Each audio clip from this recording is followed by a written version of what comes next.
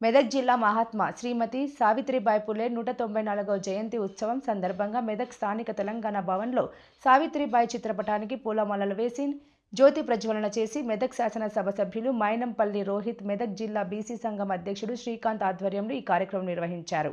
ఈ కార్యక్రమంకు ముఖ్య అతిథిగా మెదక్ ఎమ్మెల్యే మైనంపల్లి రోహిత్ హాజరయ్యారు. ఈ సందర్భంగా పలువురు నాయకులు మాట్లాడుతూ మహిళలు అన్ని రంగాలలో ముందు ఉండాలంటే మహిళలకు చదువు ఎంతో ఉపయోగపడుతుందనే ఆలోచనతో ఆనాటి నుండే మహిళకు తగిన ధైర్యం చెప్పి సమాజంలో ముందుకు తీసుకుపోయిన ఘనత సావిత్రిబాయి పూలే కృషి అని అన్నారు.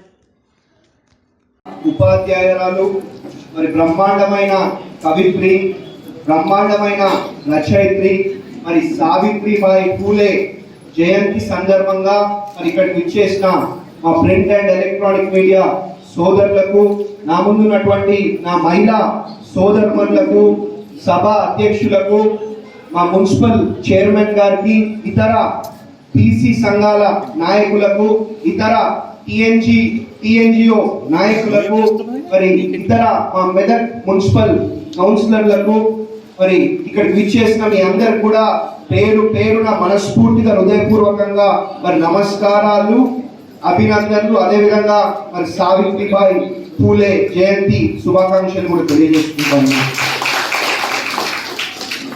మరి అదేవిధంగా మనందరి తరఫున తెలంగాణ ప్రభుత్వానికి మరి ఇవాళ సావిత్రిబాయి పూలే జయంతిని మరి మహిళా ఉపాధ్యాయ దినోత్సవంగా మరి ప్రకటించినందుకు మరి మనందరి తరఫున తెలంగాణ ప్రభుత్వానికి మరి ప్రత్యేకంగా ధన్యవాదాలు కూడా తెలియజేసుకుంటా ఉన్నాను.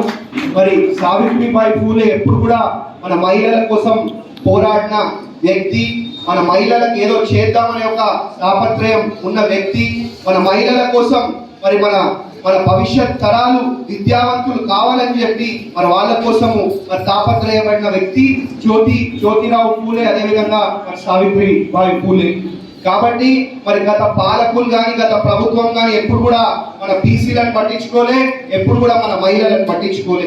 మన ప్రభుత్వం వచ్చిన వెంటనే మరి సావిత్రిబాయి పూలే జయంతిని మరి మహిళా దినోత్సవంగా, మరి మహిళా ఉపాధ్యాయురాల దినోత్సవంగా ప్రకటించిన ఘనత మన తెలంగాణ ప్రభుత్వం తెలియజేసుకుంటాము. అదేవిధంగా మరి మన బడుగు బలహీన వర్గాలకు, మన బీసీలకు ఉపయోగపడే విధంగా మరి కులగణన కూడా మరి వాళ్ళ చేపడుతున్న ప్రభుత్వం తెలంగాణ ప్రభుత్వం అని చెప్పి మీ అందరూ కూడా తెలియజేసుకుంటా ఉన్నాం. గత 10 ఏళ్లలో కనీసం పెద్ద మాటలు. అక్కన్నపేట మండల కేంద్రంలో భారతదేశ తొలి మహిళా ఉపాధ్యాయురాలు సావిత్రిబాయి పూలే 194వ జయంతి సందర్భంగా ఆమె చిత్రపటానికి పూలమాల వేసి నివాళులు అర్పించిన మంత్రి పొన్నం ప్రభాకర్. సావిత్రిబాయి పూలే మహిళలు చదువుకోవాలని నినదించి సమాజంలో మేము సగమని ఎదగడానికి కారకులైన సావిత్రిబాయి పూలే గారికి ఘన నివాళులు అర్పిస్తున్న వారిని తెలంగాణ ప్రభుత్వం పక్షాన గౌరవించుకొని వారి జయంతి సందర్భంగా తెలంగాణ ప్రభుత్వం మహిళా ఉపాధ్యాయ దినోత్సవంగా ప్రకటించింది. మహిళా ఉపాధ్యాయ దినోత్సవంతో పాటు ప్రభుత్వం పక్షాన గౌరవించుకొని వారి జయంతిని రాష్ట్ర వ్యాప్తంగా ఘనంగా నిర్వహిస్తున్నాం. సావిత్రిబాయి పూలే మార్గదర్శకత్వంలో ప్రపంచంలో అన్ని రంగాల్లో భారత మహిళలు పోటీపడే విధంగా ఎదగాలని కోరుకున్నారని మంత్రి పొన్నం ప్రభాకర్ అన్నారు.